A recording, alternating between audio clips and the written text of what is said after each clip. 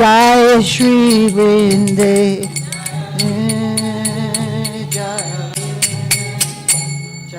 Vrinde. Jaya Shri Vrinde. Vrinde.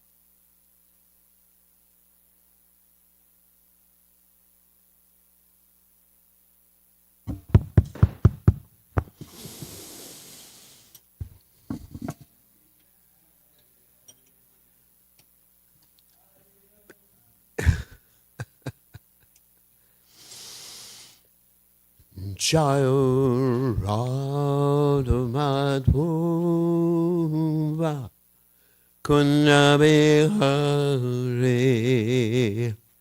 Jaya Radha Kunja Bihari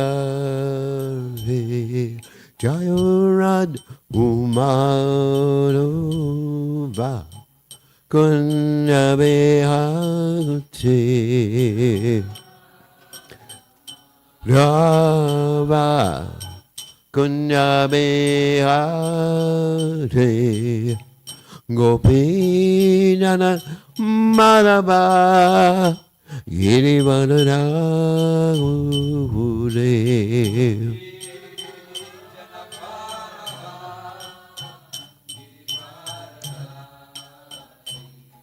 Gopi Janamalabha Girivardhati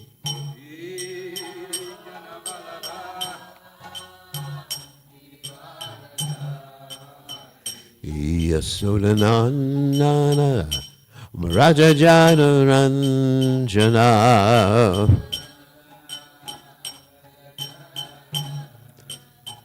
Yasodanandana Raja Janaranjana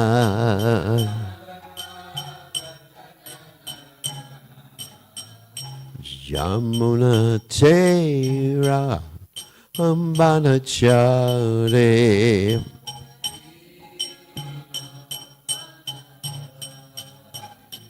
Yamuna Tera Banachare Tira Banachare Jayuradu Madhuva Kunja Bihari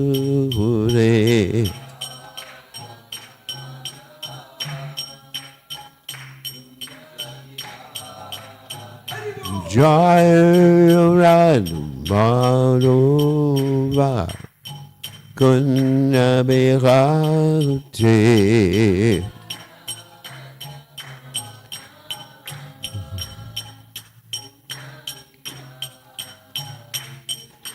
Gopi Nana Madhava Giri Madhavati Lava Ire Madhavati Gopi Janabanaba Giri Madhavati Pi Janabalava Ire Madhavati Yasunanandana Raja Jana Ranjana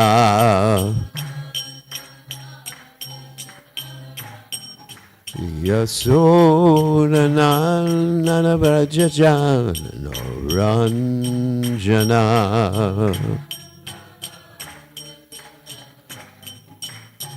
Yamuna Tira Banachari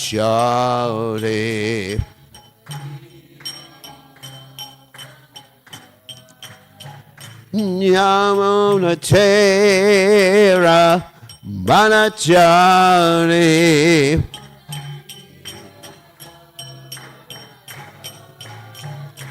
Jayo Radhumadhuva Kunya Bhakti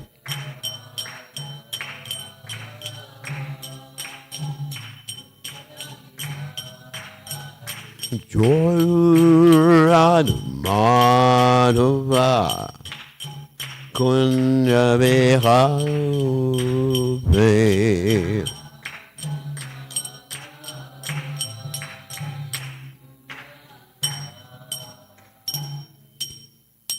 Jai Om Vishnupad Paramahansa Paravidakacharya also Tada Sajashi Shimad His Divine Grace Abhaya Charanada Bhaktivedanta Goswami Srila Prabhupada Ki Jai ISKCON Founder Acharya Srila Prabhupada Ki Jai Anantakoti Vaishnav Vrinda Ki Jai Namacharya Srila Haridas Thakur Ki Jai Prem Se Kaho Sri Krishna Chaitanya Prabhu Nityananda Shidwaita Gadadha Shiva Siddhigor Bhaktivinoda Ki Jai Shri Shri Radha Krishna Gopi Gopinath Shai Kunda Radha Kunda Giri Govardhan Ki Jai Vrindavanam Ki Jai Maturam Ki Jai Jagannath Swami Ki Jai Yamunamai Ki Jai Shrimati Lasi Devi Ki Jai Samaveda Bhakta Vrinda Ki Jai Gaur Premananda Hari Hari Bom. All glories to the assembled devotees. All glories to the assembled devotees. All glories the assembled devotees. All glories to Shri Guru and Gauranga Srila Prabhupada Ki Jai Nama Om Vishnupadaya Krishna Prastaya Bhutale Srimati Bhaktivedanta Swamini Namani Namaste Saraswati Deve Gaurvani Pacharni Nivashesha Shunyavadi Paschatcha Deja Tarani. So today we are reading from Srimad Bhagavatam, 10th canto, 64th chapter, texts 37 to 38.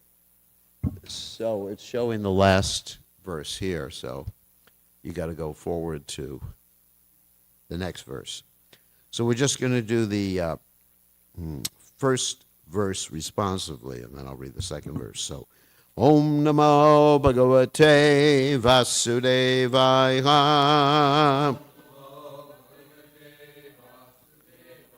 Om Namo Bhagavate Vasudevaya.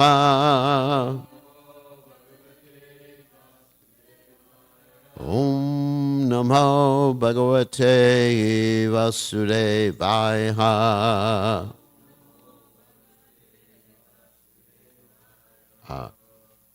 Grinonte Yavata Pongshon Krandatam Ashru Bindava Vipranang Rita Ritinam Vadanyanam Kutumbinam Rinante Avata Pangshun Grandatam Ashubindava Vipranam Ritavritinam Vadanyanam Kutumbinam Rinanti Avata Pangsun Grandatam Ashubindava Vipranam Ritavritinam Vanjanam Kutumbinam Grinante Avata Pangshun Krandatam Ashubindava Vipranam Ritavritinam Vandanyanam Kutumbinam. Okay.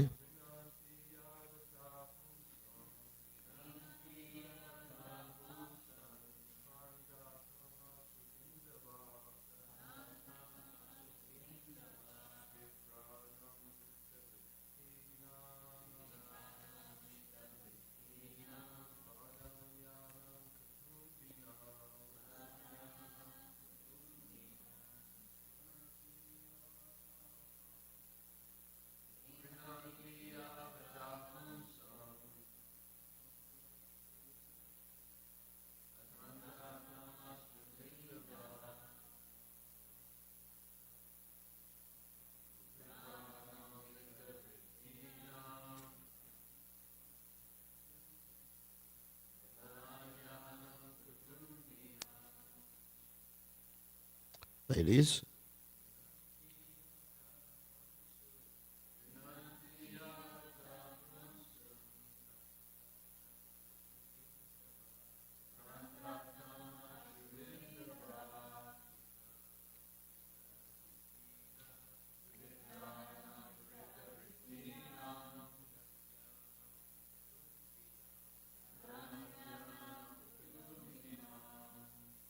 Ladies.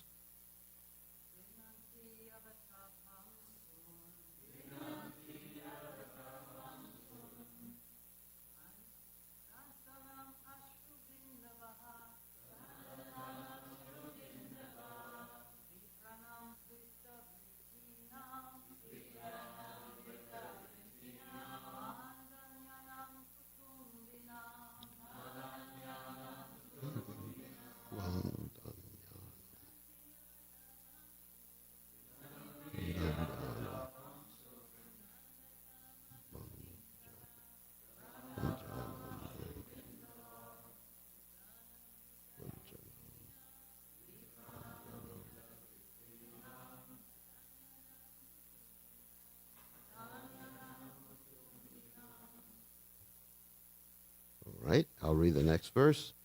Vajanyo Raja Kuryascha Tavato Atavatobdan Nirankusha Kumbhi Pakeshu Pachante Brahmadaya Paharina.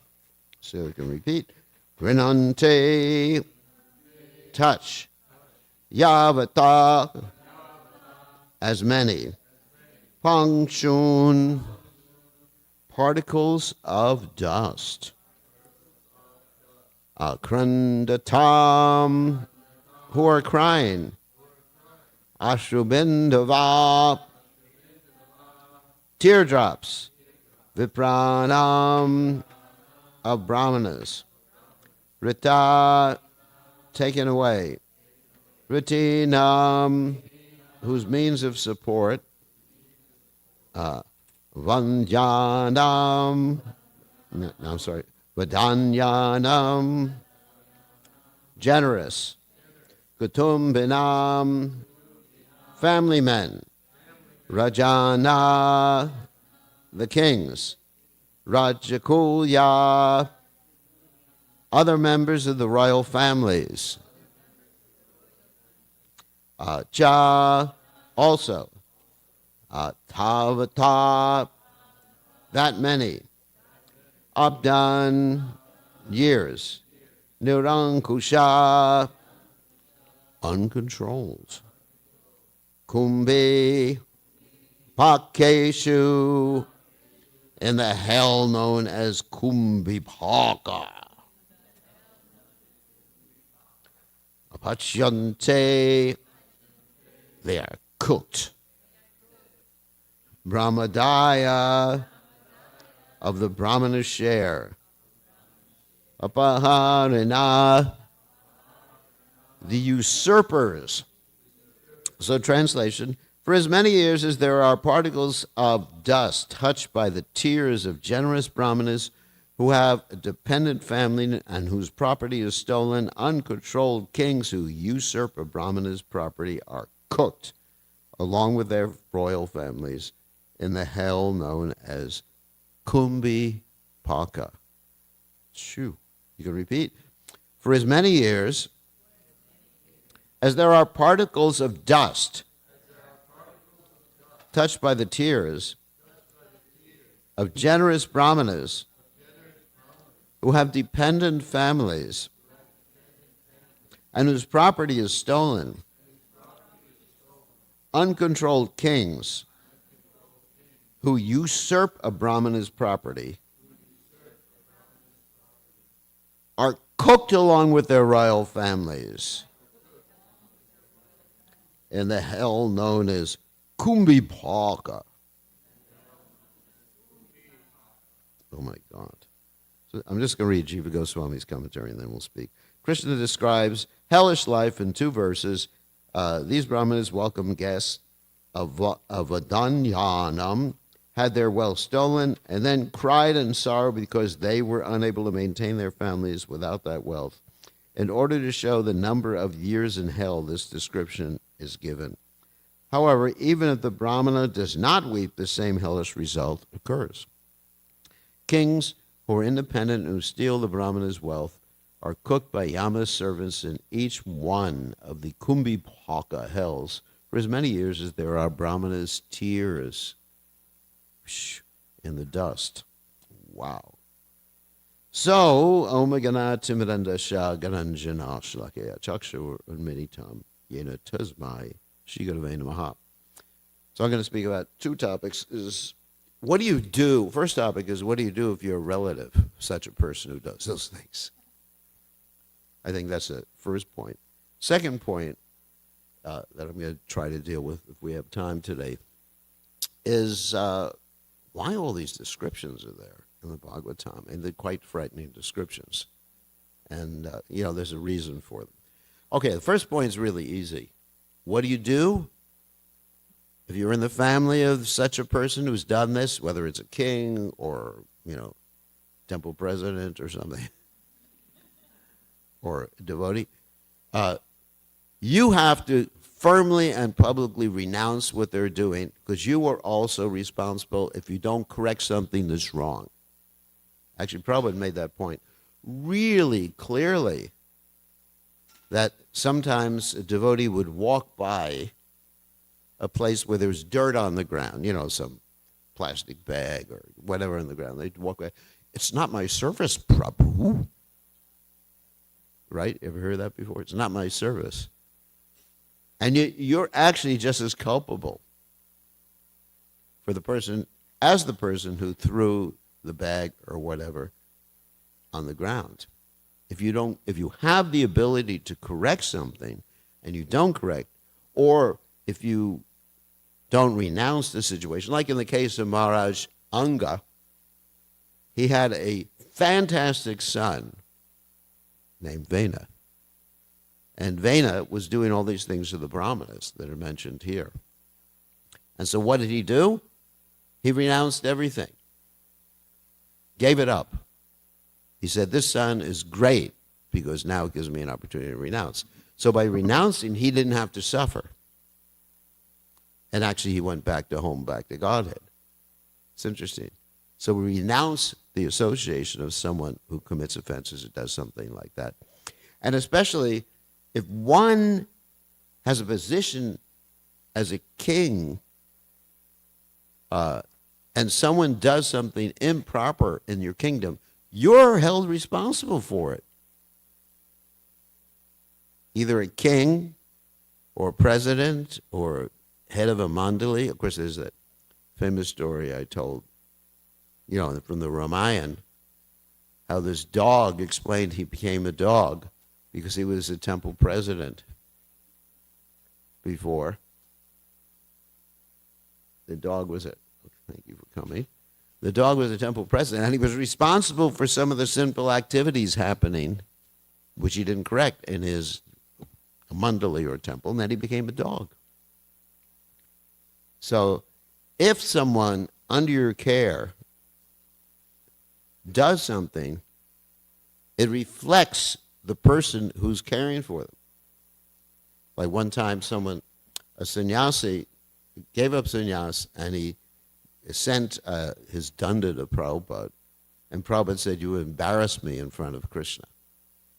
So in other words, there's a responsibility when someone who you have some authority over does something wrong, you actually have to suffer or correct it. If you correct it, then it's all right. I mean, I've had that experience sometimes too, that someone who is working with me does something improper, and then I have to apologize to whoever was offended, and they keep saying, no, you didn't do it, it's not your responsibility. I said, it is my responsibility. I am responsible, even though I didn't tell the person to do this, but now I have to correct the person, and also I have to apologize for this happening, even though I had nothing to do with it, didn't know about it, found out about it, secondhand, third hand. Still, there's that obligation, unless you want to suffer like that. Not just stealing a Brahman's property, committing offenses against Vaishnavas, committing offenses against any living entity. Then one has to rectify that, even if it happens, someone else does it, and you can take some responsibility for it. So, very, very important point. So we are responsible for others. What did I say? I am my brother's keeper. Remember that. Especially if you take responsibility, and actually Prabhupada did mention how the guru has to suffer if the disciple does some nonsense, isn't it? Not that he gets karma, because the guru never gets karma, but he gets the reaction. Like Prabhupada said, sometimes the spiritual master has to have some, dreams. In the night he dreams about, getting attacked or, whatever type of dream. It is, you may think it's very interesting. It's like Saturday matinee. Seeing the horror movies you used to see when you were a kid. It's not like that. It's not like that. And anyway, or Prabhupada said disease. The guru gets sick. Like that. I mean, so it's not specifically a guru. It's anybody who takes responsibility for others. Parents are responsible for their children. Just like you see sometimes that if a child goes to the school and shoots people, and that happens, not sometimes, this is quite often. In America, I read in the news every day there's some shooting. Sometimes it's by children. Every day there's at least 2 shootings that you read about in America. Welcome to America. So anyway, so the parents are held responsible. because they didn't lock the gun up, because they didn't train the child properly. Sometimes the parents are put in prison, even though the child has been killed, because, they were protecting. So there's that responsibility. And therefore, you have Lord Deshavidev say, no one should become a father or mother unless they're capable of freeing their dependents from the cycle of birth and death. Of course, you try your best, and if they don't do it, that's up to them. But, Krishna wants to see that we try our best. All right, so that's the first point. Second point, I thought was quite interesting. Why all these descriptions are there? In other words, how does it relate to me that all these descriptions are there? I'm not committing all the, verse after verse after verse, you have these descriptions. And not only there, but in so many other places in the Bhagavatam and the Vedic literatures, there's this heavy, heavy reactions to things. I'm just going to read something from the introduction to the fifth canto Srimad Bhagavatam, which is enough to scare the bejesus out of you. So anyway, Shukadeva goes, this is part of the introduction. Shukadeva Goswami describes the following 28 hells: Tamishra, Anda Tamishra, Raurava, Mahorava, Kumbhipaka, which we just heard about today, Kala Sutra, Ashi Patravana, Shukaramuka, Andakupa, Krimi Bhojana, that's the worms, Sandamshi, Tapta Shurmi, Raja Kant. Anyway, I'm not going to go through the whole list. There's a lot. And it's explained in the commentary, or the summary of the chapter. Person who steals another's wife, money, or possessions is put into hell known as Tamishra. A man who tricks someone and enjoys his wife is put into the extremely hellish condition known as Anda Tamishra. A foolish person absorbed in the bodily concept of life is on the basis of this principle, maintains himself or his wife, his children by committing violence, is against other living entities, put into the hell known as Raurava, those where you get the Rurus, those nice people. So those who kill different animals and birds and then cook them are put into by the agents of Yamaraj into the hell known as, this is what we heard today, Kumbhipaka, where they're boiled in oil, not even ghee. A person who kills a brahmana is put into hell known as Kalasutra, where the land, perfectly level, made of copper, is as hot as an oven. The killer of a brahmana burns in that land for many years. I'm not going to read all these things. Shh. Wow. And even any person does not receive or feed a guest properly, but a person who enjoys eating is put into the hell known as Krimi Bhojana. Now that shows you during the Sunday feast, because we don't have the problem here, the devotees should serve the guests before they themselves eat. Does not receive or feed a guest. Krimi Bhojana. There, an unlimited number of worms and insects continuously bite him. A thief is put, of course, I don't have time to read all these nectar descriptions. A thief is put into the hell as Sandamsha. A person who has sexual relations with a woman who's not to be enjoyed is put into the hell known as Tapta. Anyway, there's so many of these hells which we don't have time. If any of you are interested to read about hells, they're all in the 26th chapter of the 5th canto of Srimad Bhagavatam. Okay, so we have those descriptions that are quite frightening. And then we have, other types of reactions that happen. And, heavy stuff. I was even thinking about how Lord Chaitanya Mahaprabhu rejected Junior Haridas just because he made a little mistake, isn't it? I mean, wow. Oh, my God. I'll never talk to a lady again. We should have the ladies in a separate room listening. No, I don't think like that. But wow. Heavy, heavy reactions. And then Amoga, who was mentioned yesterday, who ultimately got Lord Chaitanya's mercy because he was associated with Sarvabhauma Bhattacharya. Amoga getting leprosy just because he said that Lord Chaitanya ate too much. Can you imagine? You get leprosy just because You said someone ate too much? Of course, he's God, but, or Vaishnava would be even worse. Or Parikshit Maharaj, who got cursed to die, because he did what he did. And, Gopal Chakravarti, who offended Srivas Thakur, actually, offended Haridas Thakur, and he got leprosy. And, I can go through a list. I wrote a list of all these. Chitraketu, who just happened to laugh at the wrong time, became a demon. Bart Maharaj, just was too affectionate towards his pet. We use that sometimes, too, when we're preaching to people who are attached to dogs. It doesn't work. I find it burns out the devotee who says, you're too attached to your dog. You know what, Prabhu? Next life, bow wow for you. I use these things, but it's heavy. Or Prakasananda Saraswati, who was a Mayavadi, and he got leprosy also. Of course, the Shobhari Muni. I mean, there's so many examples like that. And, you even have Prabhupada talk about devotional service is what? A razor's edge. You make a little mistake, and there's blood all over the place. And Prabhupada here was talking about straight razors, not the safety razors that we have. Straight razors, you can cut your ear off if you're not careful. They used to have barbers that did, I think they still have that, who use these straight razors.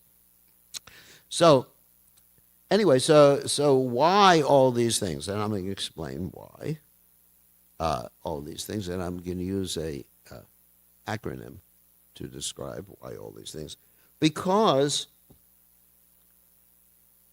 the Bhagavatam and the Vedic literatures understand that, with the threat of punishment or suffering, people will sometimes change their behaviors. It's not always effective, but it's one of the methodologies. Now, of course, we have Chanakya Pandit, who talks about all the different methodologies of changing behavior or getting people to do things. He talks about sweet words, right? And then he goes, sweet words, high position, you can become temple president, you become GBC, you become guru. Anyway. So Chanakya Pandit goes through this whole list. Sweet word, high position, and that's bribery, right? You heard of bribery? There's also, finally you get to divide and conquer, and finally you get to this argumentum, what Prabhupada called argumentum ad vaculum. That means, well, actually before that there's the threat. If you don't do this, then what? You're going to get beaten. And then finally there's the beating. So there's different ways to motivate people to do or not do what they're not supposed to do, or do what they're supposed to do. So we have to understand, why is Krishna speaking so much about it? Why didn't he just say one time, you steal Brahman's property, you get some reaction.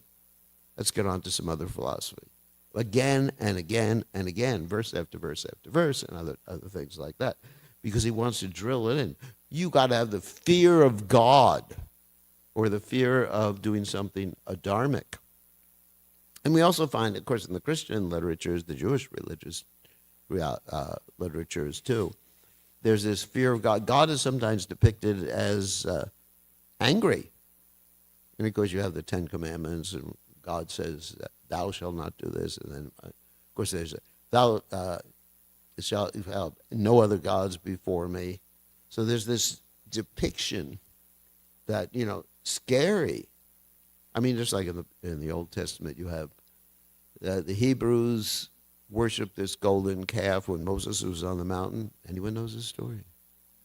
So, and then he comes down, and because of that, they had to go 40 more years in exile before they hit the Promised Land. And because Moses broke the Ten Commandments, he could never even enter the Promised Land. Anyway, So you find all these different things. So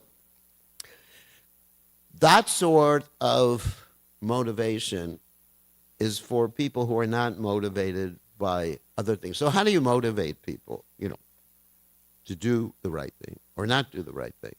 And there's an interesting acronym which I mentioned, which I learned by the grace of some of my training that I had when I was trained by people in the sorry to say, but who are connected to the Israeli Secret Service, so Mossad.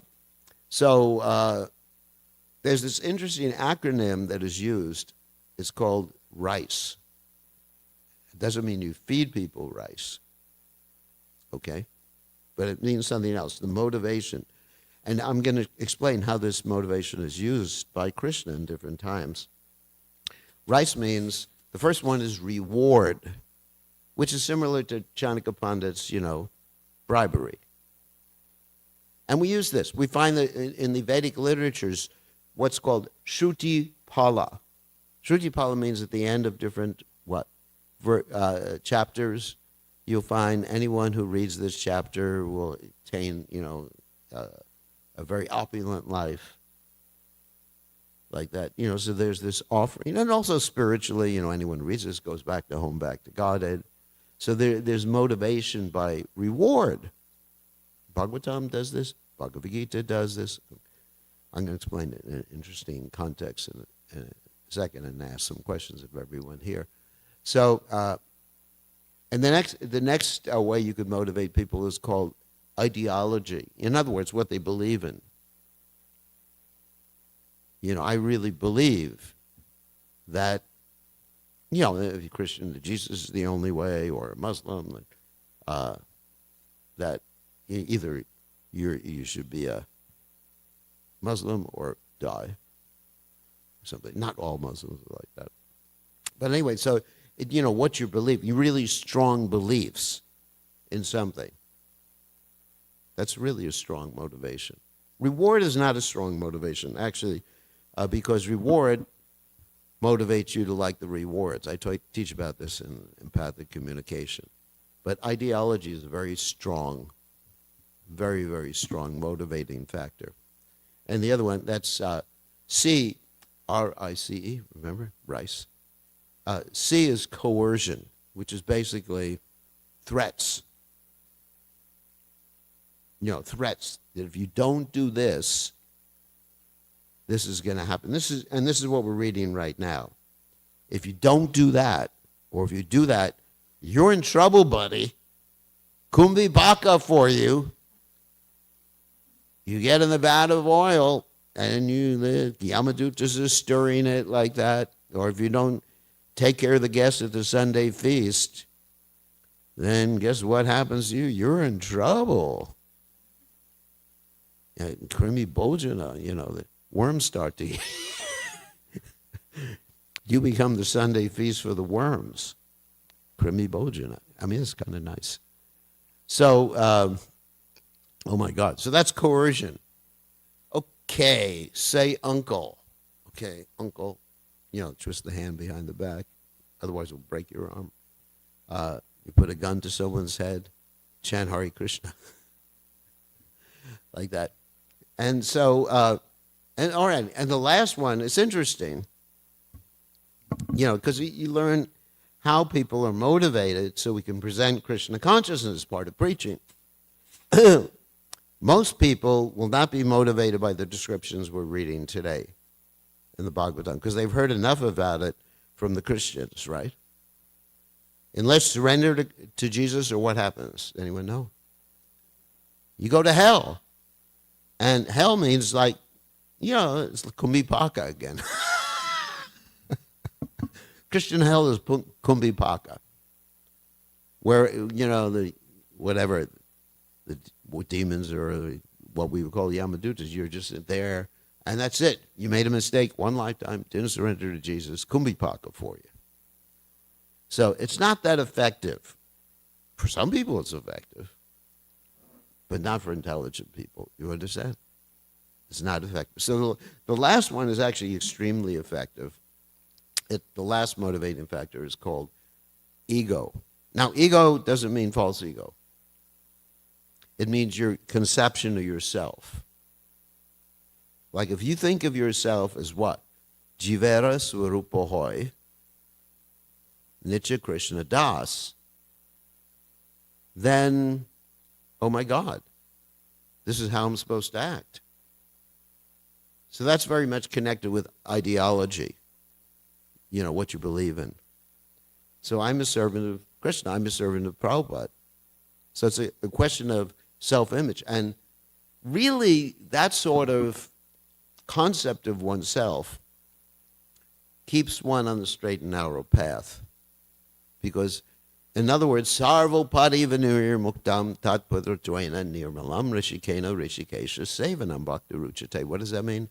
You give up any other designation of yourself. Well, I'm not the enjoyer. Sarvo parivanir, all upadis. Upadi means designation. Vinir muktam, become liberated. Tatpadratvaina nirmalam, you become nirmala. That means without impurities. Rishikena rishikesha sevanam. You understand what? Your identity. I'm a servant of the Lord of the senses who's meant to please the senses. Rishikesh. You understand? That's the name of Krishna. Rishikesh. Rishikena rishikesha sevanam. Bhaktirutabam.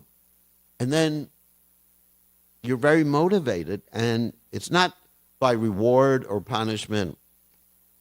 I mean, I personally am not motivated by the punishments here. I mean, I like to serve people at the Sunday feast because I like it. I like when people take prashadam because my identity is Gopi Bharta Padakamala Dasa Dasa Dasanus Dasa, isn't it?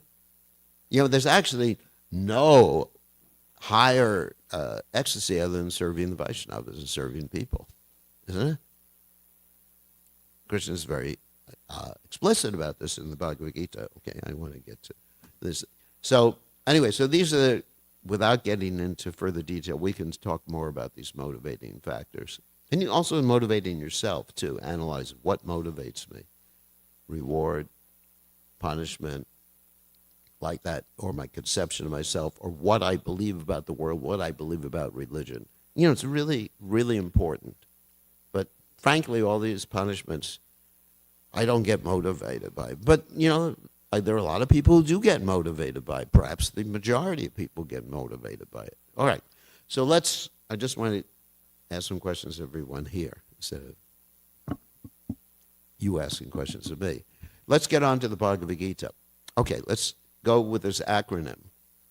Okay, remember the different RICE? That's very interesting. Okay, so how is Arjuna motivated by R, reward? In the beginning of Bhagavad Gita. Anybody come up with this? Yeah, you'll get a kingdom, you'll go to, the heavenly planets, whether you die or live. You go to the heavenly planets. Krishna's so using that. Of course, it doesn't work with Arjuna. Obviously, that's not Krishna's ultimate point. And then, the next one is ideology. This is a really strong one.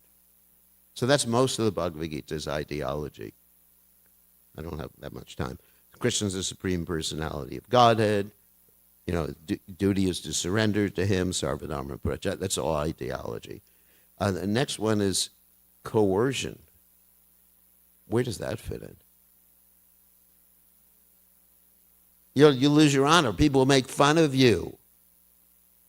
So here's the threat. It's not just implicit, it's an explicit threat. And finally, we have ego. And not false ego, the conception of himself as a Kshatriya, conception of himself as a servant of Krishna. Krishna appeals to him with that. So the strong ones that get Arjuna to actually surrender at the end are ideology and his concept of himself. As a Kshatriya and also as a servant of Krishna and a friend of Krishna. So, anyway.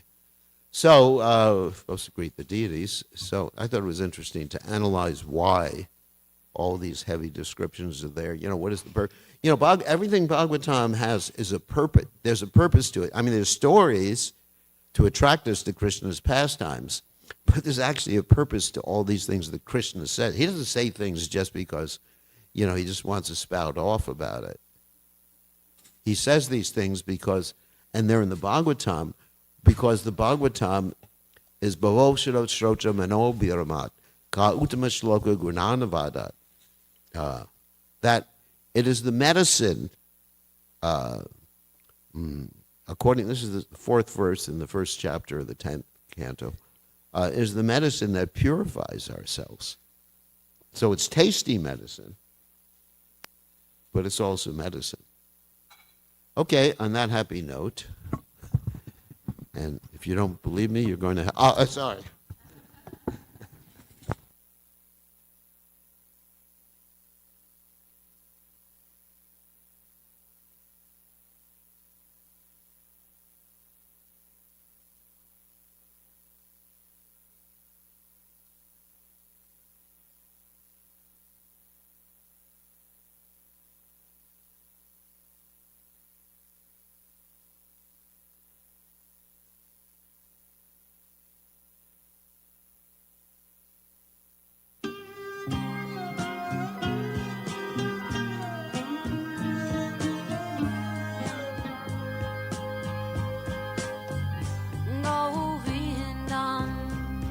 Adipurusham Tamaham Bhajami Govindam Adipurusham Tamaham Bhajami Govindam Adipurusham Tamaham Bhajami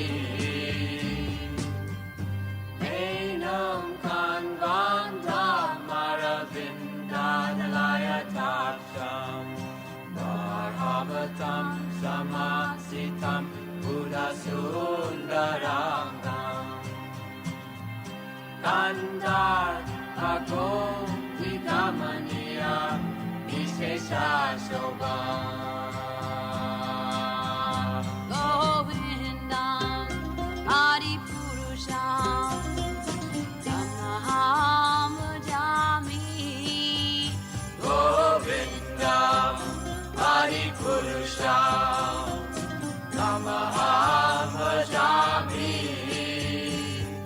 Govindam Adipurusham Tamaham Bhajami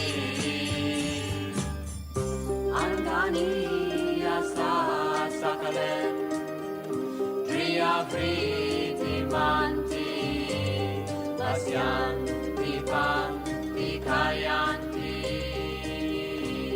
Chiram Naganti Ananda Chinmaya Sadhu Jala Vigrahasya Govindam Adipurusham Tamaham Bhajami Govindam Adipurusham Tamaham Bhajami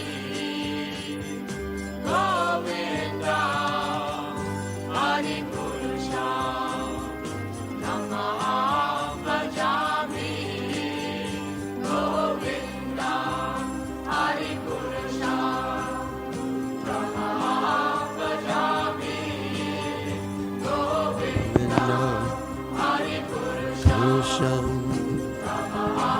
Bhajami.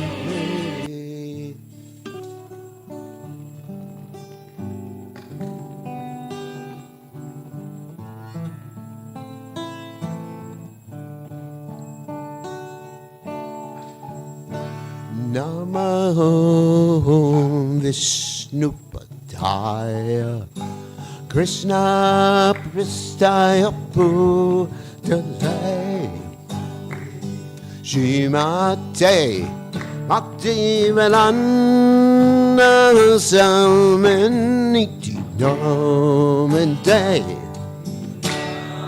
Mahom Vishnu Padaya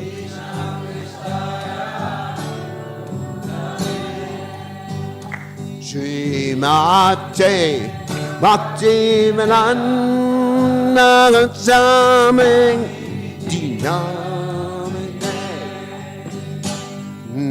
Namaste Saraswati Deve Gauramani Vacha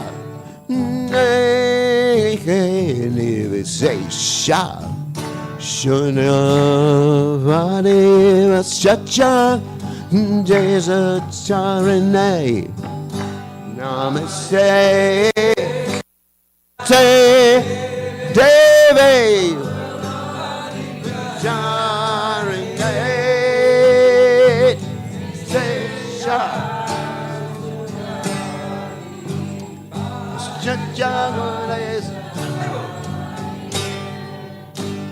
Jaya say Krishna Chaitanya Prabhu Nityananda Shri Advaita Ganada Siva Sari Gaurakrishna Krishna Nana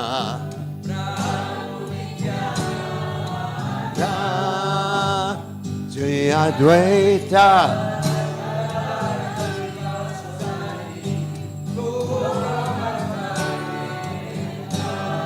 Shri Krishna Nirana Ramanityananda Shri Advaita Gadada Siva Sari Naraturinda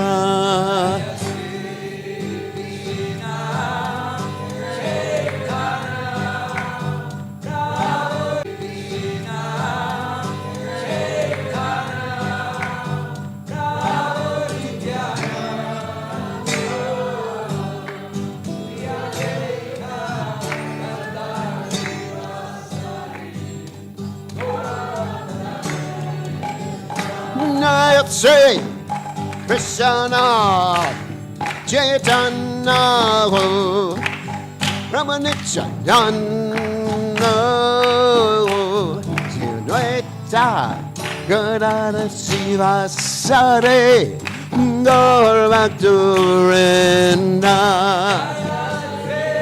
Krishna Chaitanya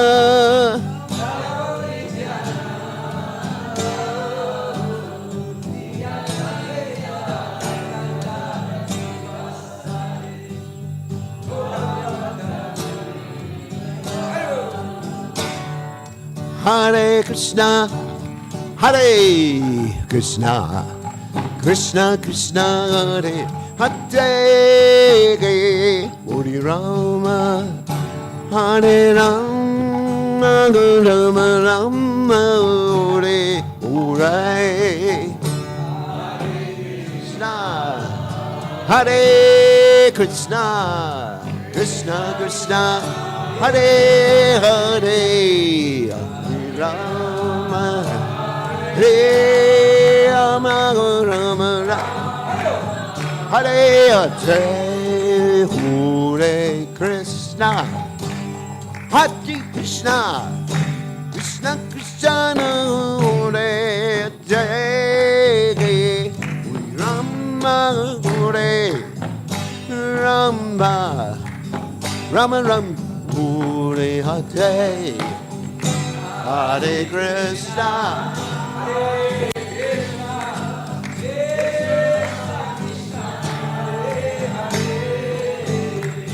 Hare Rama,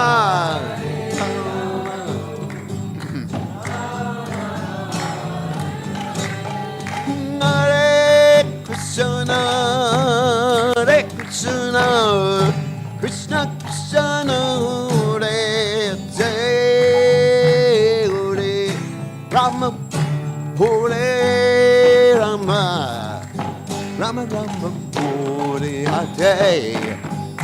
Hare Krishna.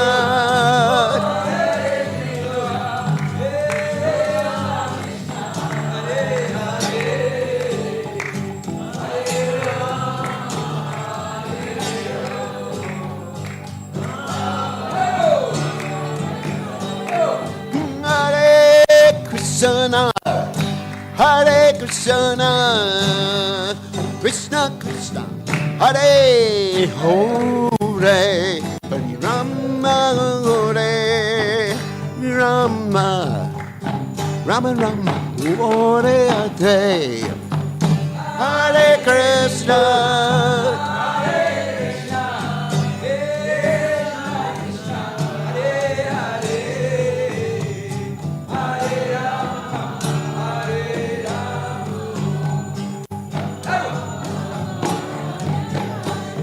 Hare Krishna, Hare Krishna, Krishna Krishna, Hare Hare, Hare Rama, Hare Rama, Rama Rama, Hare Hare.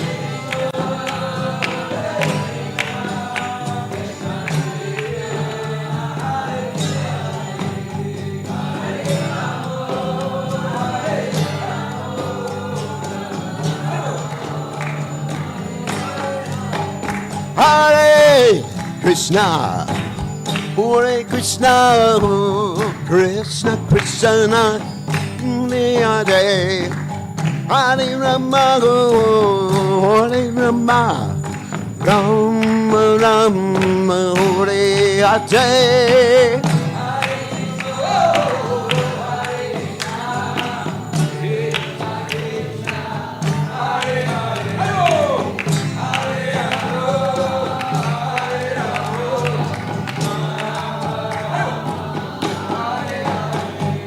Hare Krishna, Hare Krishna, Krishna Krishna, Hare Hare, Hare Ram, Hare Ram, Ram Ram, Hare Hare.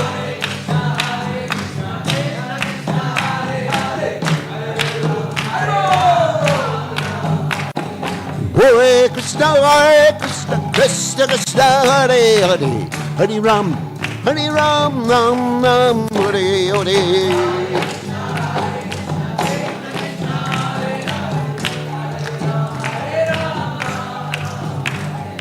Hare Krishna, Krishna Krishna, Hare Hare, Hare Ram, Ram Ram, Hare Hare.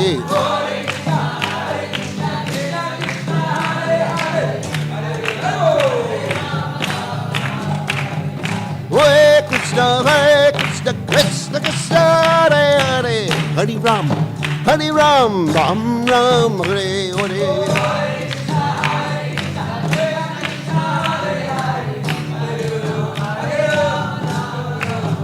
Jaya Radha Goloka Nana Goloka Nana Trakate.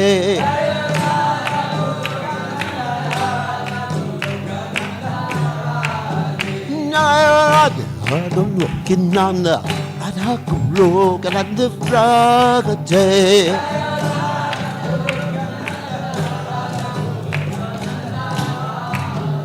Jaya Radha, hey! Rante, rante, rante.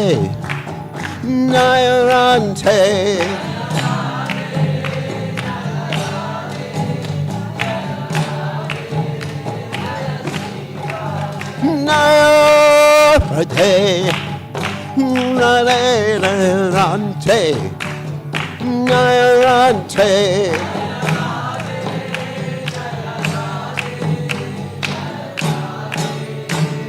Jaya Shri Radhe.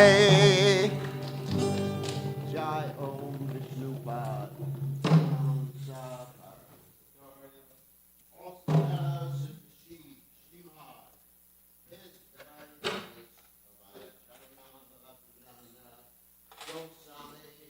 Prabhupada. ISKCON founder Acharya Prabhupada.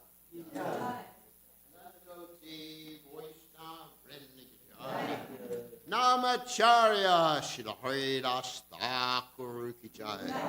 Prem se kaho Shri Krishna Chaitanya Virabu Nityananda. She had waited to get on.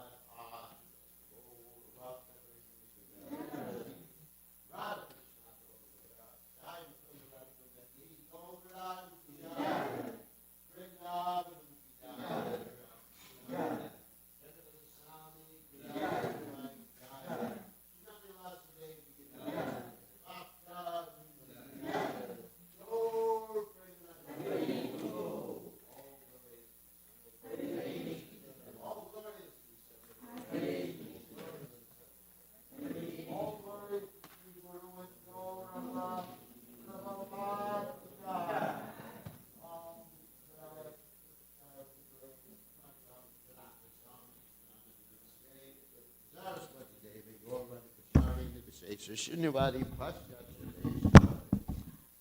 Cheto Darpinamarjanam Bhavam Mahadvati Nirvapanam Shreya Kairavya Chandrika Vitaranam Vidyavadu Jivanam Anandam Buddhivardhanam Pradipadam Purnamritaspadanam Sarvatmasnapadam Param Vijayate Shri Krishna Sankirtanam Nam Nam Akari Bauda Nija Sarva Shaktish Tatrapita Nimata Smarane Nakala Etadrishita Vakripa Bhagavan Mamapi Durdaivrami Drishaniya Nani Nanuraga Trinada Peace Nichena Taroriva Sahishnuna Amanina Manadena Kirtiliya Sadahare Nadhanam Najanam Nasundari Lord say Mama Janmani Janmanishvare Bhavatad Bhakti Radhaitiki Twaye Ainanda Tanujakengaram Patitam Mam Vishame Bhavam Buddho Kripayat Avapada Pankaja Staduli Sadrasam Vijantaya Nayanam Galudashrudaraya Vadanam Gadgada Rudya Kira Pulaka Nishatamba Pugada Tavanama Graneba Vishyati Jugai Tam Nimishena Chakshusha Pravishayitam Shunyayitam Jagat Sarvam Govinda Vidahena Me Ashli Shavapada Vanastumam Adarshanam Amartam Karotuva Yatadata Bhavadata Lampato Matprananatas to save Anapraha. Victory to the Sri Krishna Sankirtan, which cleanses the heart of all the dust accumulated for years and extinguishes the fire of conditional life, of repeated birth and death. This Sankirtan movement is the prime benediction for humanity at large because it spreads the rays of the benediction moon. It is the life of all transcendental knowledge. It increases the ocean of transcendental bliss and enables us to fully taste the nectar for which we are always anxious. O my Lord, congregational chanting of your holy name alone can render all benediction to living beings, and thus you have hundreds and millions of names like Krishna and Govinda. In these transcendental names, you've invested all your transcendental energies. There are not even hard and fast rules for chanting these names. O my Lord, out of kindness, you enable us to easily approach you by your holy names, but I am so unfortunate I have no attraction for them. One should chant the holy name of the Lord in a humble state of mind, thinking oneself lower than the straw in the street. One should be more tolerant than a tree, devoid of all sense of false prestige, and should be ready to offer all respects to others. In such a state of mind, one can chant the holy name of the Lord constantly. O Almighty Lord, I have no desire to accumulate wealth, nor do I desire beautiful women, nor do I want any number of followers. I only want your causeless devotional service, birth after birth. O Son of Maharaj